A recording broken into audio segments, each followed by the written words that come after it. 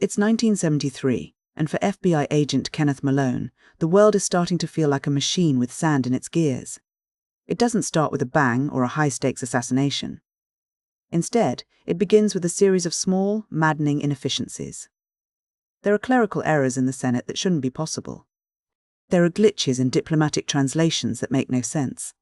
There is a general sense that the machinery of the United States government is simply slipping. Malone is a man of logic and procedure, the kind of investigator who believes every problem has a tangible human cause.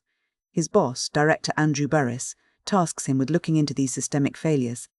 At first, it looks like standard sabotage, or perhaps just a massive wave of incompetence.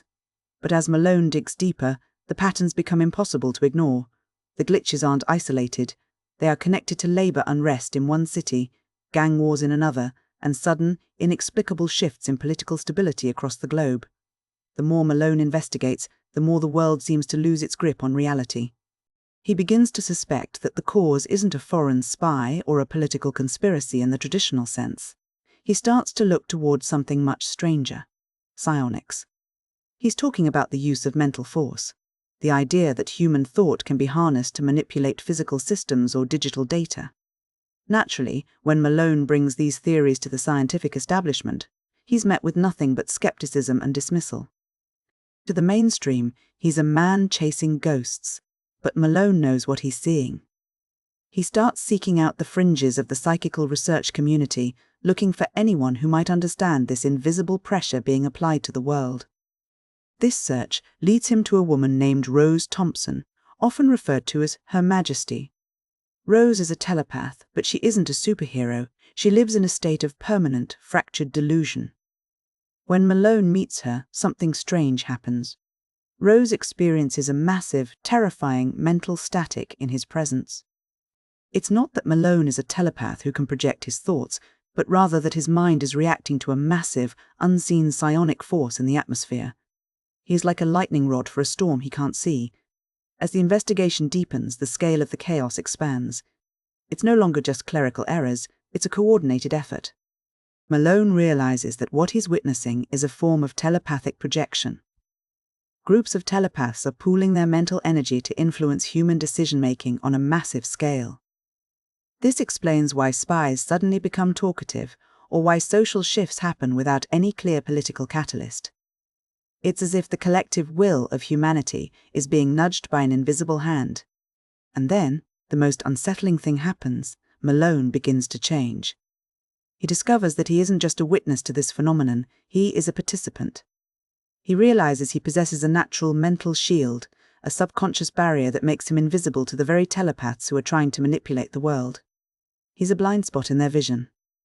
As his awareness grows, so do his abilities. He begins to experience flashes of prescience, the ability to see things before they happen, and even the ability to teleport.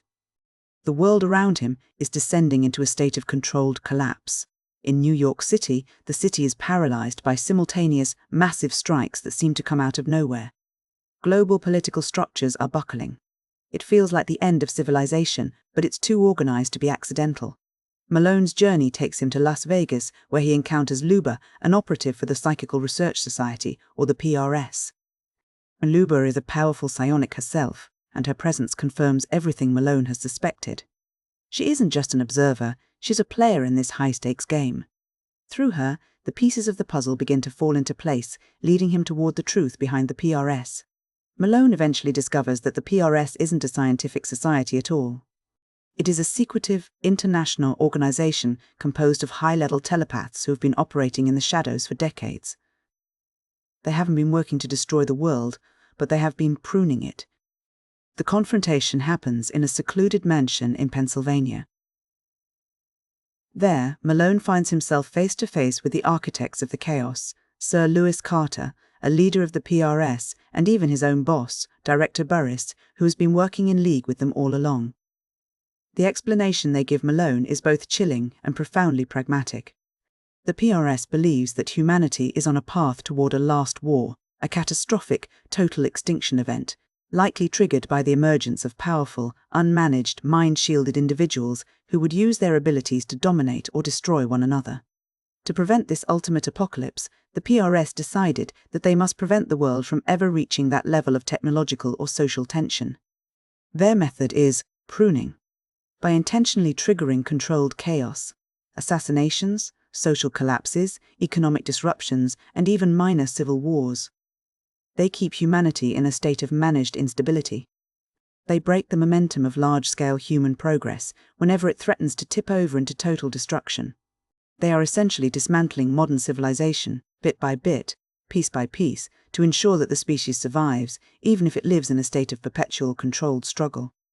The realization is a heavy one. Malone realizes that the very chaos he has been investigating was a deliberate act of maintenance. The PRS has been monitoring him and even sabotaging his career, not to stop him, but to test his potential and protect him from the truth until he was ready to handle it. In a final, intense mental encounter, Luba reveals the true nature of their existence. She shows Malone that the boundary between human and psionic is blurring. He is no longer just an FBI agent investigating a crime. He is part of this new, evolving reality. He is a new kind of human, equipped to navigate a world where the most important battles are fought in the mind. In the end, Malone doesn't fight the system. He doesn't go to the press or try to expose the PRS to the world. Instead, he accepts his new identity. He embraces his role in this invisible governance, stepping into a position of responsibility to help manage the next era of human history. He accepts the terrifying status quo that a managed, manipulated peace is the price for avoiding total extinction. When we look at the story of occasion for disaster, it leaves us with some very uncomfortable questions about the nature of progress and the cost of survival. A central metaphor of the book is pruning. In gardening, you prune a plant to keep it healthy, cutting away parts of it so that the whole doesn't die from overgrowth or disease. The PRS applies this logic to human history. They view human civilization as a biological entity that needs to be trimmed back to prevent it from growing into something self-destructive. It raises a massive moral question. Is it better to live in a world of controlled, managed suffering and limited agency, or to allow humanity the freedom to potentially destroy itself? This leads directly into the theme of the illusion of agency. We like to think that our history is shaped by the choices of leaders, the movements of armies, or the will of the people. But Garrett suggests that our will might just be the result of a nudge from a more powerful, unseen force. If our decisions are being subtly steered by a hidden elite to prevent catastrophe, does our freedom even exist? Or is our sense of choice just another part of the management? There is also a tension between mainstream science and the fringe.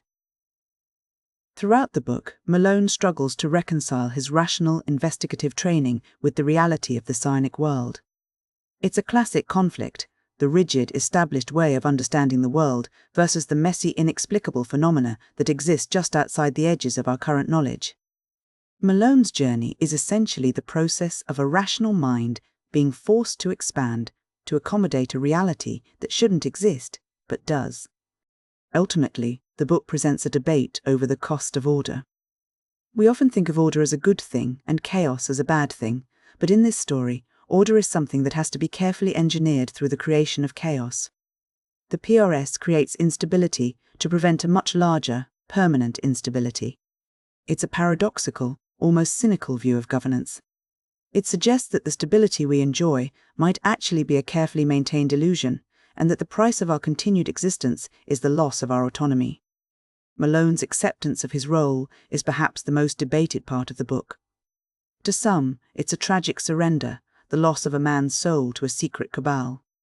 To others, it's the ultimate act of maturity, the realization that with great power comes the duty to manage a world that is far more complex and dangerous than we ever dared to imagine.